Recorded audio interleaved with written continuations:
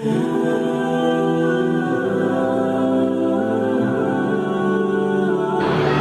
بزرگ نے بڑی عبرت خیز بات بیان فرمائی. جب بچہ رحم مادر میں ہوتا ہے تو اللہ تعالیٰ اس کی پرورش کرتے ہیں، اسے رزق پہنچاتے ہیں. کس طرح؟ اس طرح کہ عورت کا جو ماہانہ خون آتا ہے اسی خون کو اللہ تعالیٰ اس کی غذا بنا دیتے ہیں. لیکن بچے کو یہ رزق اس کے منہ کے ذریعے نہیں دیا جاتا، پیٹ کے اندر منہ کے ذریعے سے وہ رزق نہیں دیا جاتا، بلکہ اس کی ناف سے دیا جاتا ہے. سوال یہ ہے کہ اللہ تعالیٰ نے اس کا یہ ایسا نظام کیوں کیا، جبکہ اس کے پاس منہ بھی ہوتا ہے، مگر منہ کے بجائے ناف سے کیوں اس کو غذا پہنچائی جاتی ہے؟ اب سوال یہ پیدا ہو. اتنا تو معلوم ہے کہ اللہ تعالیٰ نے بچے کے پرورش کا جو سسٹم ماں کے پیٹ میں بنایا ہے وہ کیسے ہے، اس کو رزق کیسے پہنچایا جاتا ہے؟ منہ کے ذریعے سے یا ناف کے ذریعے سے؟ ہاں، ناف سے جو آنت جڑی ہوتی ہے اسی آنت کے ذریعے سے رزق پہنچایا جاتا ہے، منہ کے ذریعے سے نہیں پہنچایا جاتا ماں کے پیٹ میں. تو ان بزرگ نے فرمایا کہ بچے کو ناف کے ذریعے رزق پہنچانا اور زبان سے نہ پہنچانا، منہ سے نہ پہنچانا، اس میں یہ حکمت رکھی ہے اللہ نے کہ بچے کو جو غذا وہاں دی جاتی ہے وہ دراصل خون ہے جو عورت کو ماہوار نکلتا ہے. اب رحم میں بچہ آنے کے بعد اللہ تعالیٰ اسی خون کو اپنے قدرت کاملہ سے اس کی غذا بنا دیتے ہیں، اس کی خوراک بنا دیتے ہیں.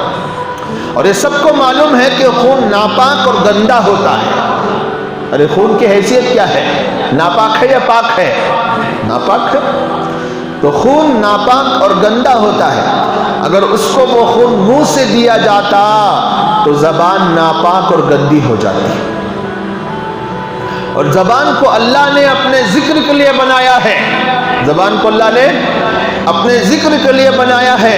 تو پہلے ہی سے اللہ نے اس کی اس طرح حفاظت فرمائی کہ اس کے رحم مادر میں بھی ناپاک خون سے اس کی زبان کو محفوظ رکھا، اس کی حفاظت کی. اس وجہ سے جس زبان سے اللہ کا ذکر ہو، اللہ کا نام لیا جاتا ہو، وہ زبان گندی نہ ہو جائے. وہ فرماتے ہیں کہ اس لیے اللہ نے اس کے رزق کا انتظام زبان کے بجائے ناف سے کیا کہ گندا خون اس کی زبان میں نہ جائے، کیونکہ اس زبان سے آدمی کیا کرتا ہے؟ اللہ کا نام لیتا ہے، اللہ کا ذکر کرتا ہے.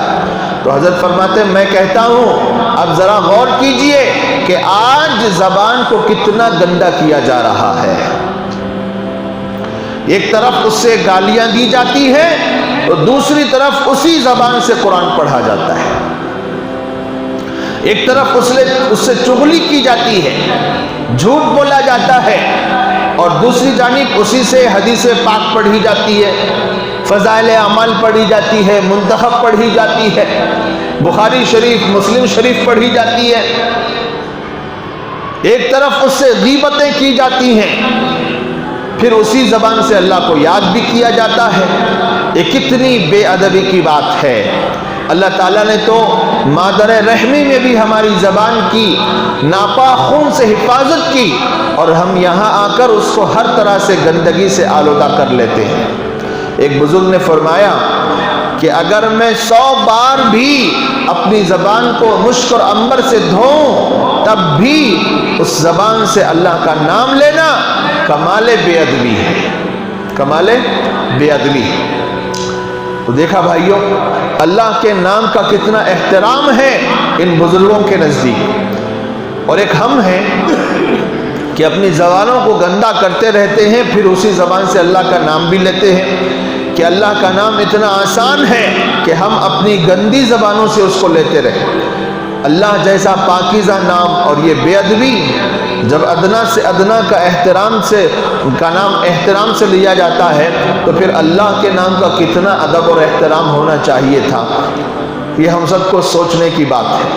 اللہ ہمیں سمجھنے کی توفیق عطا فرمائے. یعنی جس زبان سے ہم اللہ کا نام لیتے ہیں اس زبان کو جھوٹ میں، گندگی میں، چغلیوں میں، غیبتوں میں اور ناجائز باتوں میں لگا کر اسے ہم گندا کر لیتے ہیں، پھر اسی زبان سے اللہ کا نام لیتے ہیں.